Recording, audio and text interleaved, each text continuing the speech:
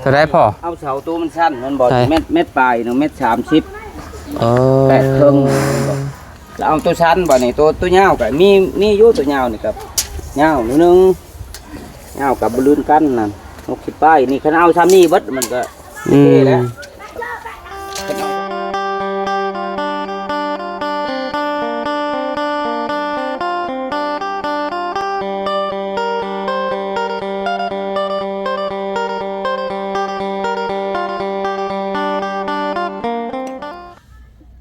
มาพี่น้องเอ้ยเนาะเปิดภาพมาบัดนี้ก็อยู่ที่เฮือนน้องป๊อปปี้เพิ่นเนาะก่อนอื่นก็สบายดีเด้อสบายดี FC เนาะเบิร์ดสู่คู่สู่คนพี่น้องเอ้ยทางน้องป๊อปปี้เพิ่นมาแต่อันน่ะพี่น้องเอ้ยเนาะมาแต่โบสถ์เนาะเพิ่นไปอันนั้นมาพี่น้องเอ้ยเนาะเพิ่นไปนำอีหยังก่อนนมัสการบ่ สบายดีห้วยฮะเมื่อจะเบิ่งกล้องบ่เบิ่งโอ้โดยไปกับหมู่บ่ไผแท้น้องเมยสบายดีเด้อน้องเด้อโดยมาเบิ่งเฮือนงามน้องป๊อปเนาะยังบ่ขึ้นสิเบิ่งแล้วได้อ้าวมาเบิ่งเพิ่นเด้เพิ่นบากเสานี่เด้พอดีเลยเนาะอันนั้นทางพ่อเพิ่นว่าเสามันอยากต่ฮะำมันต่ำโดยมาพี่หน่อยเนาะน้องป๊อปอันนี้เฮือนเราอยู่ไสอยู่ของลุ่มมันฮะอยู่ลุ่มเฮือนอยู่ลุ่มโดยเอาคือแบบบ่ค่อยเห็นลาวปานใดหากับมามื้อนี้บ่ก็มาหลายเทื่ออยู่ตะกี้หันกะทางเบาบุญเบาลี่ก็มาเตียงไปถ่ายคลิปหันเด้ถ่ายคลิปเพื่อนลาวบ่โดยแล้วบ่เคยถ่ายเราจักเทื่อโดยสิแก้แบบใดอันต้นเสาซะบัดแต่ว่ามันก็มันต่ำมันยังกระบู้คือกันก็คือสิเอาซ้ำเก้าหั่นแหละซ้ำที่ได้นี่ซ้ำตีนน่ะเนาะเสาจ้ะอันนี้พอเราเว้าเท่าใดเม็ดเท่าใดบ่เม็ด4หรือเม็ด5นี่แหละเป็นอะไรเนาะโดยถามเราก่อนอันนี้ยาวเท่าใดนี่ก่อสร้างเม็ดปลายเม็ดเม็ด4บ่เม็ด4เม็ด5เม็ด6เม็ด7อันนั้นมันสิอันประกบแบบใดพอมันสิสูงซำใดซะอันนี้นะตีนมันนี่นะมองบ่ามันพอดีเนาะเฮาบ่ได้ถมติเฮาบ่ได้ถมอันนี้ติเฮาตั้งไว้ซื่อๆติถมก็ได้แต่มันบ่ได้ระดับอันนั้นคือน้ำระดับน้ำคือแบบเอาตั้งไว้แบบนี้เนาะแม่นแบบตั้งก็ตั้งในนี้แม่นบ่แต่ตีนเสาตัวนั้นเฮาบากแม่นเรานับตัวนี้แหละนับตัวนี้เนาะนับตัวนี้คือเก่าเนาะโดยตัวนี้บ่นับแสดงว่าจากอันนี้มาพี่เนาะนี่เนาะประมาณจำนวนพอเนาะ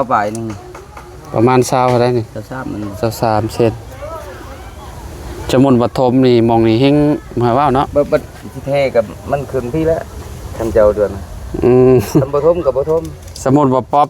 มีงบมีหยังเด้สมุนว่าเราจากเทพื้นเด้สมุนว่าเทพื้นมันก็ต้องได้เทและสมุนบ่เทมันก็เวลาฝนตกก็มันก็เละเทะแถวนี้นะดินก็ได้เนาะโดยขนาดเฮาย่างไปจังซี่ก็ยังแบบติดเกือบหมดเลยเด้เป่งเปะแล้วเนาะแม่เท่าได้พอเอาเสาตัวมันสั้นมันบ่เม็ดปลายเนาะเม็ด30แปดครึ่งแล้วเอาตัวสั้นบ่นี่ตัวยาวก็มีอยู่ตัวยาวนี่ครับยาวนิดนึงยาวกับบลื่นกันนั่น60ป้ายนี่คันเอาซ้ำนี่เบิดมันก็โอเคแล้วคันเอาซ้ำนี่เบิดมันยาวเลยแล้วได้บัดเช้ามันบ่ได้นี่เด้เสานี่มันแบบว่าลุดลื่นกันบ่ลื่นกันคิดว่ามาแบบมาซ้ำกันที่แท้บ่ได้ซ้ำกันเนาะนี่เนาะซ้ำอยู่แต่ว่าแบบว่าค่อยสิบากเช้ามันนี่นะค่อยบากตัวนี้เพื่อก็จะใช้เสาดังค่ะโดยมันบ่คันมาเฮ็ดชั้นพวกซ้ำนี่ไปเฮาตอกมันบ่แน่นตอกเสาดังตัวนั้นเด้บ่ ตัวนี้แหละค่อยบ่ตอกชาวดังเราเฮ็ดยาวตัวนี้แล้วมาตีนมันตีนใส่กอชอกใส่ยั่วบ่เป็นหยังตัวนี้มันสั่นก็ได้ เอาหน่ะไอ้ นี่นะ โดยใช่ว่าเอานาบาวให้รถเอาไปซื้อขนมเด้อ คันบ่พูด เอาให้ทางพ่อเพิ่นได้ป๊อปให้เพิ่นเติมพลังก่อน นั่นแหละ ขอบใจ พี่น้องเอ้ยเนาะไม้กับบ่ฮู้ว่าเป็นไม้ห ไอ้ ยังนี่เนาะ มี2ปองเด้อ คือสิมันสิแก่นอยู่บ่นี่มัน นี่ลูกเงาเขาพร้อมกัน อืมน้อย ตัวนี้ก็เงา อืม หนึ่งสอง อืม สามนี่เงาเปิดบ่เงานี่ก็บ่เงามีแต่1.50ตัวนี้1.48คือกันกับตัวนั้น อ๋อ ตัวนี้เราค่อยตัดแบบว่าเช่าทางตีนมันน่ะทางหลังเช่าตัวนั้นละได้ตัวนี้เอาหัวชั้นเลยนี่ ดอย แล้วตัวนี้ก็เอาไว้หัวเงาเพื่อตอกเสาดังนั่นเลยถ้าก็ตอกบ่ได้ อืม อย่างนั้นนะ ตอบพานะ เสาแบบว่ามันอีกอย่างหนึ่งบวกกับมันบ่ยาวปานใดนะพี่น้องมันสั้นนะคะแนนว่าอันนั้นเฮาแก้ตัวนั้นได้ก็โอเคอยู่เนาะตัวนั้นเนาะ มีแต่แกตีนมันนั่นแหละ แกตีนมันแบบทำบ่บาเลยก็ได้เอาใส่เอาไล่เอาเล่นตัวใหม่นี่เอาเต็ม40โลดความยาวมันความสูงเต็ม40ก็ได้บาทเลยได้ บริบาปไม่แต่ให้กระใช้เล็กเอ้ากันบ่ก็จะช้ำแต่นี่ก็หาเป็น สมุดเปลี่ยนตีนมันเนาะมันก็สิสูงได้แบบอยู่เพื่อนจะดีกับเตี้ยคือกันเพื่อนจะดีก็ได้แบบสร้างเพิ่นอันนั้นแรกๆเพิ่นตัดแบบว่าตัดสัตว์เด้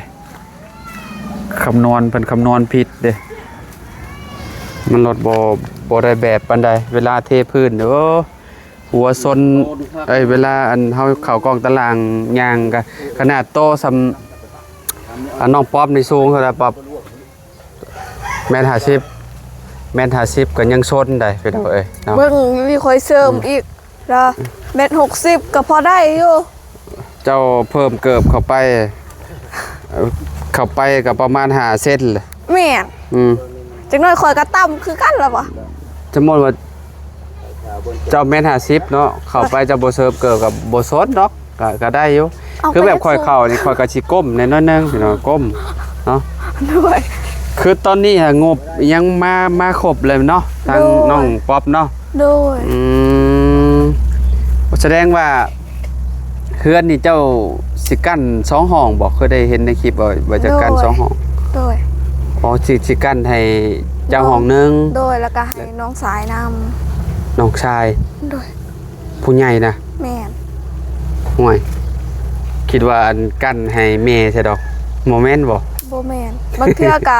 ให้แม่ แต่บางเทื่อก็ให้น้องคันทั้งแม่ก็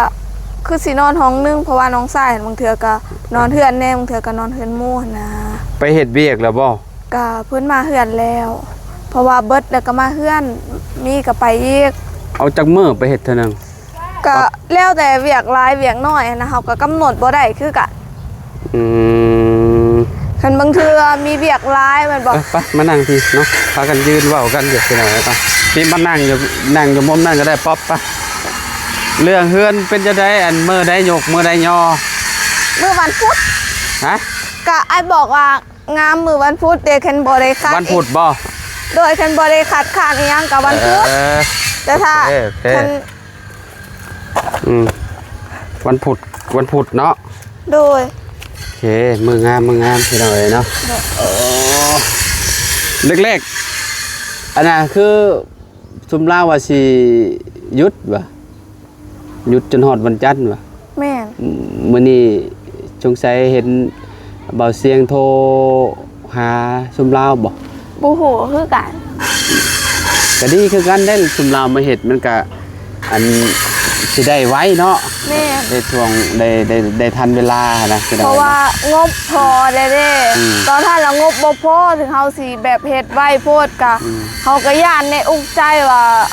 ทางอ้ายเพิ่นหันแบบเฮาหั่นแหละว่าสิได้หรือบ่ไม่สลาหั่น สุดท้ายมาก็ได้เนาะ โดยร้าน คือเห็น นี้ คือเห็นในคลิปบ่เสียงว่าอ้ายก็สิไปเว้าหยอกบ่ โดย อืม เบิ่งกันรุ่นอยู่ได้เนาะวานนี่รุ่นอยู่ทางน้องป๊อปปี้เพิ่นเนาะ โดย โอ้ได้มาครบแล้วก็ดีใจนำแหละพี่น้องเอ้ยเนาะ โดย ถือว่า มีแต่ให้สร้างดำเนินการเนาะ โดย ลุยประมาณจักมือเด้เพิ่นสิแล้วเนาะ บ่ฮู้คือกัน 10กว่ามื้อมั้งง่ายปะ โดยก็เบิ่งแล้วแต่เพิ่นเฮ็ดไว้เฮ็ดซ่าแหละเฮาก็เบิ่ง ไวก็ได้อยู่ไวเนาะ ไว้ก็ได้อยู่ไว้ ซ่าก็ได้อยู่ซ่า สบายแล้วสิได้อยู่เฮือนเจ้าของแล้วเนาะ โดย เฮากับอันนั้นก็เฮือนเจ้าของอยู่แต่ว่ามันก็ยังแบบ แบบ น ยา อน ก นอนบ่ค่อยอยากแจบปานใดเนาะ โดย เวลาฝนตกพาลงมานะพี่น้องเอ้ยเนาะฝนสาดเขาเด้ แม่ มื้อนี้ไข้แน่มื้อนี้บ่ตกฝนพี่น้องเอ้ยเนาะ โดย มื้ออยู่เขื่อนน้องป๊อบฝนตกอีกไอ้แล้วน้องป๊อบ คือสิได้เลื่อนอีก อืม ก็คือสิเลื่อนบ่ได้ บ่เลื่อนแล้วยุกแล้วแหละฝนตกก็ยุกแล้วแหละสิเป็นหยังคนก็เจ้ามาอยู่ดอกคนบ้านไกลเฮือนเคียงเนาะ โดย เจ้าก็ซอยกันทางบ้านเฮานี่ยังซอยกันได้อยู่เนาะป๊อบเนาะ ได้ แต่ว่าไปวานกันแบบนี้นะพี่น้องเอ้ย โด เนาะ ย ยังสามัคคีกันอยู่เนาะ โดย แถวแปลว่าแถวนี้ก็10ปลายแล้วบ่จักเนาะนี่แถวไกลเคียงนี่เนาะ แม่นกลัวล่ะบ่ ประมาณ10ปลายหาเช้านี่แหละประมาณนี้แหละมันต้นเสาเจ้าบ่ใหญ่บันไดเด้ก็ได้อยู่แล้วทีมสร้างนี่ก็3คนละ3 สิ ก็บ่เห็นบ่าวตะโลมาเนาะ กระเป๋าตะโลหั่นเด้ ใช่ ผู้ใส่หมวกมันเด้ บ่าวตะโลบ่น่ะ แม่น เห็นปิดปากเนาะให้สิไปเจอ โอ้ยเนาะเอ้ยเนาะ ด้วย กินข้าวแล้วป๊อป ยัง ข้าวเช้าได้ แม่น บ่หิวบ่ ก็หิวคือกัน ผมบ่กิน ก็ บ่มีหยังกินฮะ โดย มีหยอกซื้อๆไข่ทั้งแม่ต้มแล้วแต่ยังบ่อยาก ต้มไข่ไก่บ่ โดย มื้ออื่นเป็นมื้อขึ้นบ้านใหม่น้องเลี้ยงพุ่นแหละพี่น้อยเนาะก็สิไปพุ่นแหละน้องป๊อปก็ได้ไปแสดงความยินดีพี่น้อยเนาะมื้อนี้เฮาก็สิเดินทางก่อนพี่น้องพาน้องเพิ่นไปซื้อที่นอนก่อน อ๋อ เนาะ โดย ซื้อที่นอนอยู่เซโปนพุ่นแหละพี่น้อยเนาะ โดย น้องป๊อปเปิดขึ้นเทือนก็ต้องมีคือกันแหล้วน้องป๊อปเนาะ มียังอ่ะ ที่นอนเนาะ อ้าวเนาะเฮาลืมเลยนะ ผู้จักอยู่บ่ที่นอน ก็อิหยังก็ เสื้อนอนหั่นแหม่ เสือนอน เสื้อหน้า ผ้าห่ม เสื้อหยังหั่นน่ะ ผ้าห่ม เสื้อหน้าเฮาปูนอนได้ไหม อ๋อ ขึ้นบ้านใหม่ก็ต้องไปซื้อให้เพิ่นน่ะนะ โดย อืมเวลาคือแบบคนในบ้านนี่สมมุติว่าเอาเฮาขึ้นบ้านใหม่นี่เพิ่นก็ต้องมาซอยอะนะเนาะเพิ่นสิมีบางคนก็สิมีหยังมีเสื้อมีหมอน มีผ้าห่มบางคนก็ได้ เราบ่เคยมี บ่มีได้จำเจ้าเนาะ โดย คือว่าและศาสนาบ่คือกัน ก็แบบ ได้อยู่บ่ศาสนาบ่ ก็ คือกัน ได้เบิดแต่ว่าส่วนร้ายแล้วเขาเจ้าแบบบ่ค่อยได้ให้แบบหั่นนะ บ่ค่อยให้แบบนั้น โดย บ้านอ้ายน่ะ เพราะว่า คือแบบสมมุติว่าขึ้นบ้านใหม่นี่มีกันแทบทุกคนได้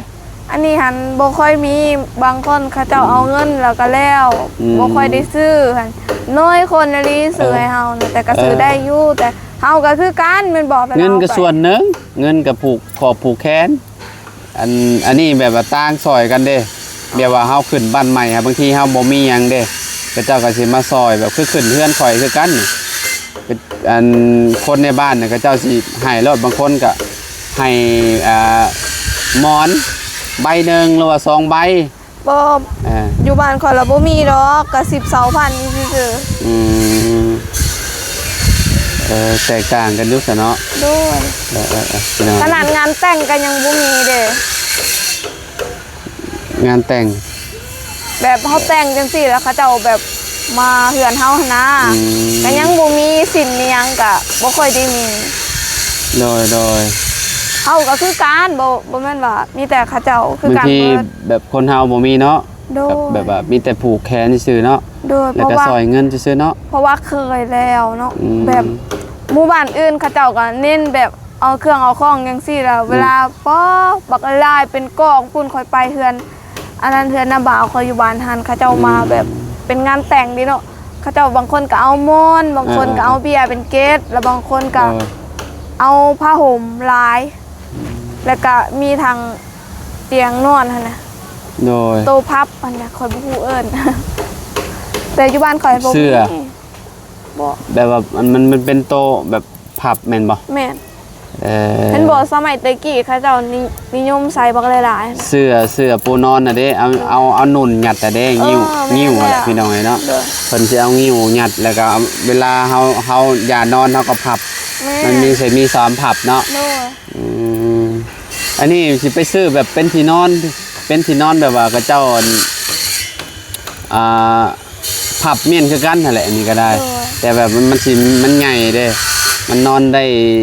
2 หา 3 คนพุ่นเด้ อ๋อโดย เนาะมันก็สินุ่มกว่าเสื้ออยู่เสื้อที่กระเจ้าเอาหยัดนะเอานุ่นหยัดนะ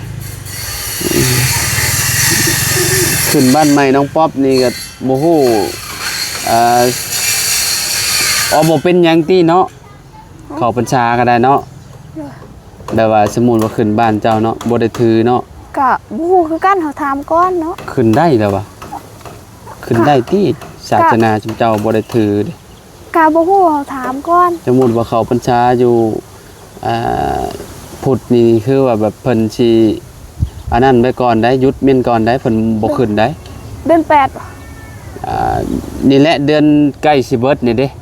ใกล้สิเบิดเดือนนี่แหละเนาะสิเข้าพรรษาแล้ว อ๋อ เนาะ โดย วันที่28บ่28หรือ29นั่นแหละพี่น้อยเนาะก็สิเข้าพรรษาแล้วบัดนี้มีแต่เข้าแล้วออกผู้ใดบัดนี้จังเฮ็ดหยังได้สมมุติว่าคนสิแต่งงานแต่งหยังคือกัน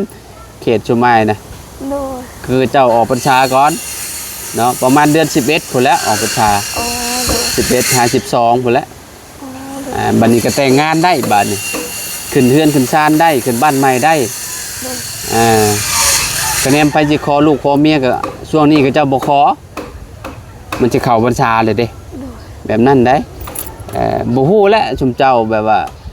แบบชุมเจ้าเข้าคิดเด้ชุมเจ้าบ่ได้เข้าพุทธเด้ โดย อาจสิแบบบ่ถือก็ได้ แม่ แบบสมมุติว่าขึ้นเฮือนเจ้าหั่นนะสมมุติว่าแล้วเฮ็ดอีหยังแล้วเรียบร้อยเนาะอย่าขึ้นอยู่หั่นนะ จุค่อยหันบ่ยากอยู่ก่อนก็ได้ แต่ก็บ่ฮู้คือกันว่าเฮาขึ้นหันแบบขึ้นแบบแจ้งหันว่าได้บ่แบบเฮาสิถามอีกเทื่อ ว่าเฮา แต่แบบคือขึ้นอยู่ก่อนเนาะ โดย นอนก่อนก็ได้เนาะ ได้ เพราะว่าทางอันชุมน้องป๊อปนี่เพิ่นเข้าคิดนี่คือแบบคนนี่ก็สิเว้าหลายจะบ่สมมุติว่าขึ้นเทือนขึ้นชานมัน ออนไลน์ หลายคือกันบ่ เว้าบ่ อันแบบว่าอันนี่แล้วหาคนมาขึ้นเทือนนี่นะ อ๋อ ขึ้นบ้านใหม่นี่นะ ก็ต้องไลน์ หลายคือกัน ก็คนคริสเตียนอยู่ฝั่งนี้ก็คือสิได้ขึ้นเบิด มาเบิดแม่นบ่ โดย อ๋อ ก็ส่วนรายน่ะก็บ่ค่อยได้มาหลายดอกบางคนเพื่อนหนึงก็มาผู้หนึงบางเทื่อก็2คนเฮาก็บ่ฮู้คือกันเฮามีหมู่ซำใดเฮาก็ห้องเบิดแล้วก็มีญาติพี่น้องนี่แหละอยู่แถวๆนี้ก็แบบว่าถึงสิบ่ได้กินหยังหลายก็อยากให้มาลินน้ำ อืมแบบว่าแบบให้มาม่วนนำกันเนาะ โดย พี่น้องเอ้ยเนาะเนาะยังบ่ฮอดดอกพี่น้องเอ้ยว่าไว้ก่อน อันนี้เรา เรือนยังบ่ได้ยกขึ้นพี่น้องเอ้ยเนาะเว้าเรื่อง ขึ้นเฮือนขึ้นซ่านแบบว่าแบบเพราะว่าคิดเด้ทางน้องเพิ่นเขาคิดบ่ได้พุดคือสมเฮาเด้เป็นไว้เนาะน่าสิขึ้นได้อยู่ดอก เพราะว่าอีกบ่กี่มื้อได้พี่น้องเนาะก็สิเข้าพรรษาแหละพี่น้องเอ้ยเนาะแล้วก็ใครในแต่เฮือนน้องเลี้ยงแล้วก่อนพี่น้องเอ้ยเนาะเป็นเฮือนน้องเลี้ยงคือกันบ่ได้ถือเพิ่นถือผีนั่นน่ะบ่ได้ถือพูดคือกันก็ขึ้นได้คือกันสมมุติว่าเข้าพรรษาก็ได้คือแบบข่อยถามผู้ตู้เพิ่นเบิ่งแหละเพิ่นว่าขึ้นได้เพิ่นว่าบ่เป็นหยังแต่สมมุติคือซุมข่อยนี่บ่ได้สมมุติว่ามันเข้าพรรษาแล้วโอ้สิมาเฮ็ดขึ้นเฮือนขึ้นชานเนี่ยโอ้หยุดไปก่อนเลย3เดือนเลยรอให้ออกก่อนออกพรรษาก่อนจังสิได้ขึ้นเฮือนหลังใหม่สมมุติว่าเฮ็ดเฮือนหลังงามๆช่วงสิเข้าพรรษานี่ถึกจังว่าสมมุติว่าแล้วเฮือนมื้อนี้มื้ออื่นเข้าพรรษาก็เรียบร้อยบ่ได้ขึ้นอยู่แล้วโจะไว้แล้วผู้และออกผู้และจังได้ขึ้นอยู่หาปลูกกระต๊อบอยู่แล้ว ปลูกกระต๊อบอยู่ก่อนเนาะไปย่างเลาะเบิ่งบัดนี้น้อยนึงรวมกับน้องป๊อปแล้วแหละแต่ป๊อปก็กังวลอยู่บ่เรื่องอันเฮือนสิได้เฮือนต่ำเฮือนหยังนะป๊อป กังวลอยู่ ยันหัวต่ำพื้นบ่ฮะ อยากได้งามแต่ก็ว่าเป็นยัง คิดว่ายันหัวต่ำพื้นสิล่ะ โอ้ยคอยน่ะเตี้ยอยู่แล้วฮะคอยบ่ได้สูงบ่ได้สูงว้าว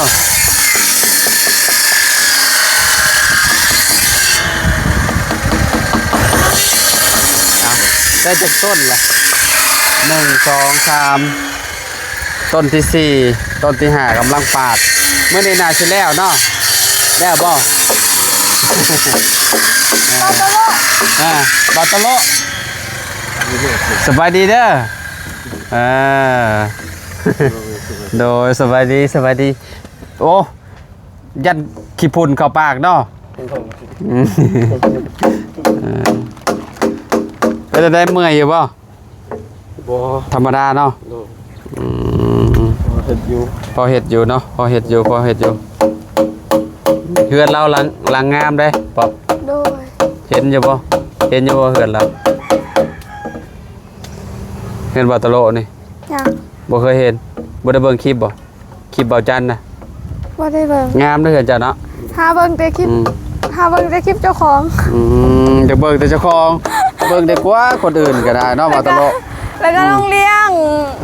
แบบงามบ่เอามื้อนี้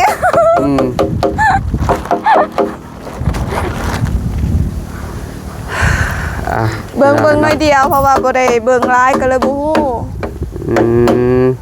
โอ้ก็ทีมสร้างอะแหละ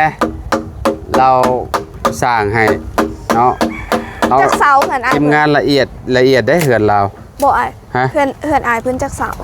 อันประมาณจังต้นก็6เลยเนาะ6ต้นเนาะโดยสีแบบอยากออกแบบเด้สีเฮือนเบาตลอดอยากได้เฮือนคือสีโรงเรียนคือกันเด้อฮะเคยอยากได้เฮือนไว้ศาลาว่าไว้ก่อนเลยอยากได้แบบนั้นอยากได้สีแบบนั้นบ่แม่น้องป๊อปมีตาเถิกเนาะเราอยากได้สีแบบนั้นเนาะตอนท่านก็บอกแล้วได้นี่คือสีกับไอ้บอมมาถ่ายคลิปน้องบอกว่าอยากได้สีตะหมูนี่คือกับสีใช่สีหลังคาเหือนนี่เด้สีเปลือกมงคุดก็เป็นสีตะหมูสีบ้านเฮาห้องสีตะหมูเนาะหรือว่าสีม่วงโมเมนต์ที่ม่วงม่วงยังเนาะสีตะหมูก็เป็นสีม่วงสีตะหมูกับตะหมูเนาะโอ้นอกจากสีตะหมูแล้วจะหมักสียังคอยสีคือเพื่อนน้องจะดีเด้บ่มักบ่ก็ตอนแรกๆก็มักอยู่แต่เพราะว่าคอยมักเพื่อนน้องเลี้ยงกว่าเพราะว่าคอยอยู่หานก็คือการคอยมักขายแบบสีตัวหันเพราะว่าคอยอยู่หานหันมีหลายบ่มันขายดีบ่สีคือน้องเลี้ยงแม่นคนนิยมใส่หลายเนาะแบบนั้นเนาะเขาเจ้าเฮ็ดบอลนี่ยังก็บอลแบบนี้นะฮะคอยบ่ฮู้เอิ้น มองละแนงนี่ แม่น ละแนงทางหน้านี่ แม่นพระเจ้าซื้อบักหลาย ก็จะเอาไปเฮ็ดละแนงเด้แบบว่า แม่น เวลาก็จะเอาไปเฮ็ดในร้านค้าเด้ ๆโดย ก็จะเอาสิเอาสี เอามา เฮ้ยแล้วบางเทื่อ เอา พระ สี เจ้า เอาสีที่ โดย เพราะว่ามันสิแบบสีมันสิบ่ตายง่ายเด้ โดย ถ้าสีอย่างอื่นน่ะเอามาใส่โดนไปไม้พาชลาน่ะมันสิเริ่มจืด โดย จืดลงแล้วก็สีมันก็สิตาย โดย แบบอันคือสีเฮือนน้องเลี้ยงนี่คือแบบบ่ตายง่ายสีแบบนี้นะสีแบบมันเป็นสีอันสีซ้ำเด้ โดย เนาะโอ้เจ้าจะได้สีแบบนี้บ่ปอบ โดย อ๋อบอกไว้ก่อนเลยนี่ บอก เนาะ ว่าเสียงเด้อฝากถึงเราเสียงแน่ อยากได้สีแบบนั้นบ่โดยเห็น FC เพิ่นคอมเมนต์มาโยว่าคันว่าสั่งไม่พาชลาน่ะอันให้สั่งน้ำไม้เวียดเด้อว่าซั่น โดย เจ้าขายแผ่นเท่าใด แพงเติบอยู่เด้อ แผ่นเท่าใด ก็แค่เอาไล่ทางหัวหน้าก็คือสิรุดอยู่แผ่นละแสน10บ่แต่แตะกี้เดี๋ยวนี้บ่ฮู้คือกัน มองอ้ายสั่งแผ่นละแสน แม่นบ่ แม่นแผ่นละแสนกีบบ่ได้บวกค่าส่งเรามาส่งเลยอยู่เซโปนน่ะ โดย อ้ายสั่งน้ำลาว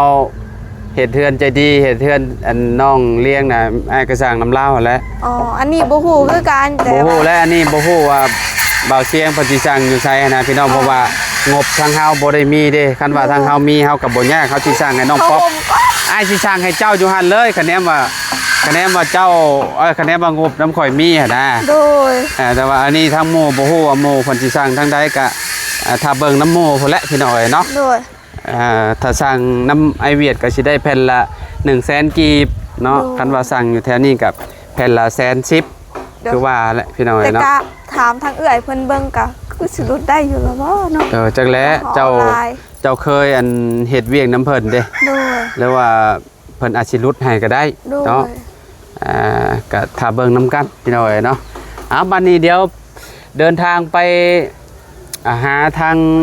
น้องเลี้ยงเพิ่นก่อนพี่น้อยเนาะบ่ฮู้ว่าเพิ่นท่าอยู่บ่จักตอนนี้เนาะ โดย สิพาเพิ่นไปเบิ่งที่นุ่งที่นอนก่อนอยู่เซโปนบ่ได้ป๊อบเด้อ โดย มื้อแรงสิแวะมาหาน้องป๊อบใหม่เนาะพี่น้องเอ้ยเนาะมาก็คือทางพ่อเพิ่นคือสิพากันปาดแล้วพี่น้องแล้วก็สิมาประกอบบ่จักปาดแล้วแหละพี่น้องเอ้ยเนาะมันยังเหลืออยู่ประมาณหาก็ได้อยู่จักต้นละ1 2 3 4ต้นที่ 4 ยังเหลืออีก ยังเหลือซำนี้บัดนี้เนาะ สาม โอ้แล้วมื้อนี้นะพี่น้องเอ้ยเนาะมื้อแรงจังพ่อกันใหม่ซะ โดยขอให้เดินทางปลอดภัยเด้อขอพระเจ้าอวยพรสบายดีเด้อ สวัสดี FC เด้อพี่น้องเด้อ สวัสดีครับ เด้อ